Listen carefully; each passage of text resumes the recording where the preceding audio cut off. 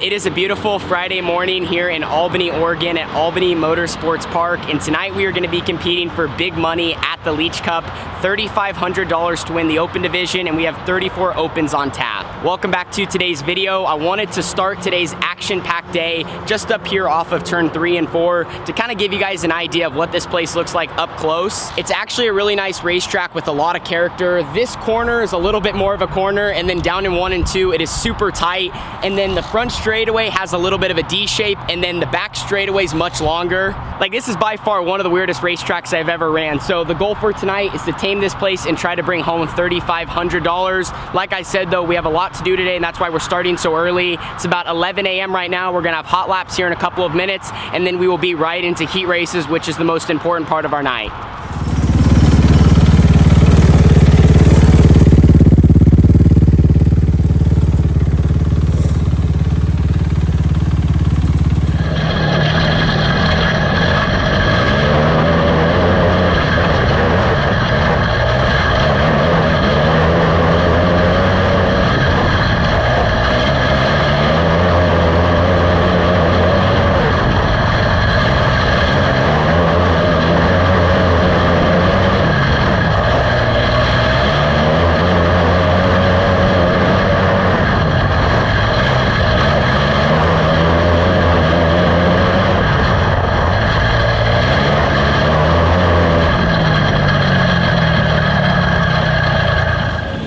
Well, a quick update after hot laps. So if you guys saw the vlog from yesterday when we were practicing in the track, had a lot of grip and really didn't slow down much.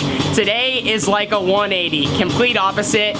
They did work it a little bit overnight, but I think maybe with the sun being out and everything, the surface is extremely hard and it is very, very slick and dusty. And that's actually my style. I like a good slick track. I feel like it brings out more of a driver, and you also have to dial in your setup. So we just got 3 quick laps there in hot laps. Felt like I did a fairly good job. I do think the bottom is going to be better than the top come this first set of heat races. Got the 18T up here on a stand. Don't think we're going to make many changes besides maybe tighten it up a little bit. With my pill draw, I start on the pole of heat race number 5, so I think if I can get out there, make 10 good laps, win the heat, that will be a really, really good start to our Leach Cup. The only thing is my younger sister Carly, who's pitted next door, she starts last, so I know she's going to be coming for me, but like I said, if we get out front, we get some green flag laps, I think the 18T is going to be pretty sporty. Heat race number 1 is going to be up next.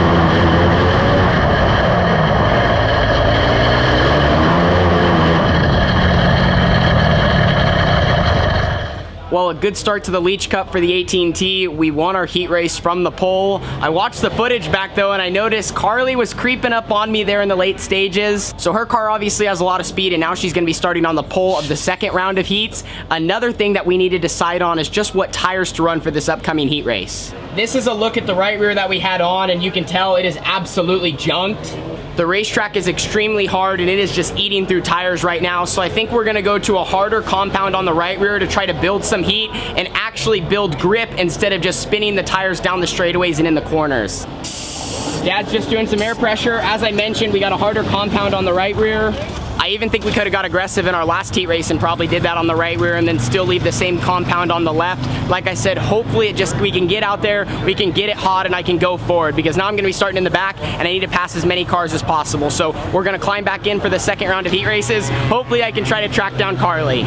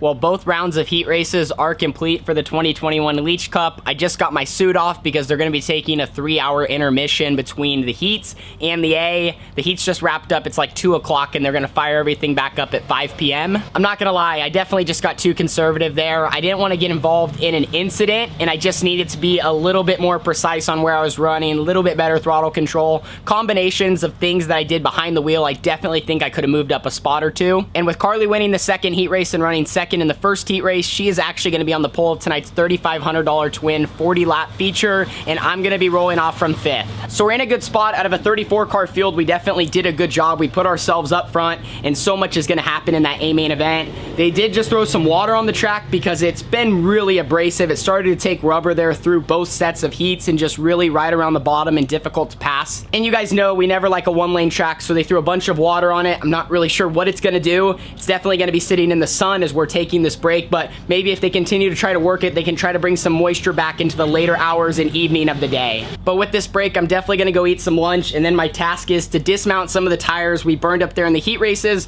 mount up some more tires, and really try to make some adjustments so we can get the AT&T just a little bit better for when all the money is on the line.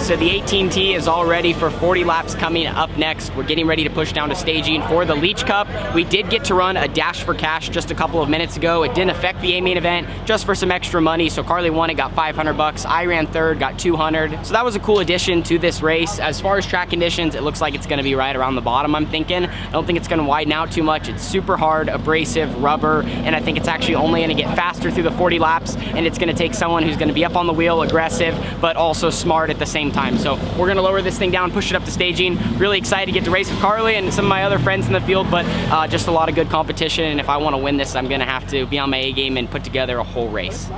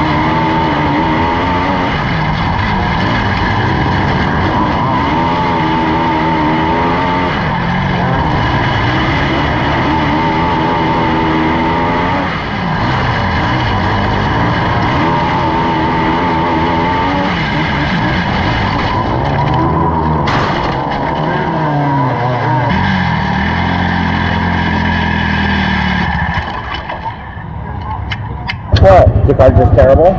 No, the car's good, but you can't pass anyone. Track's one lane around the bottom. Unless you're in the right spot, you can't pass anyone.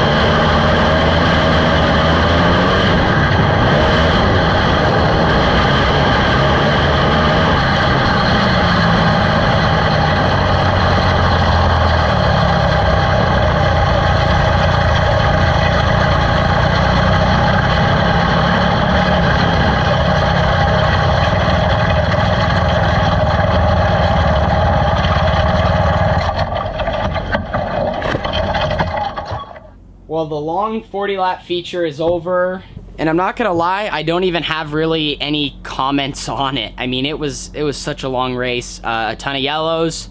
Racetrack was extremely hard to pass, just one lane, and because of that, guys were driving through each other, and like I said, that caused more yellows, and we had a red or two, it felt like, and overall, I think things just didn't go our way. Carly and I both made some mistakes. I think we both had a chance to win.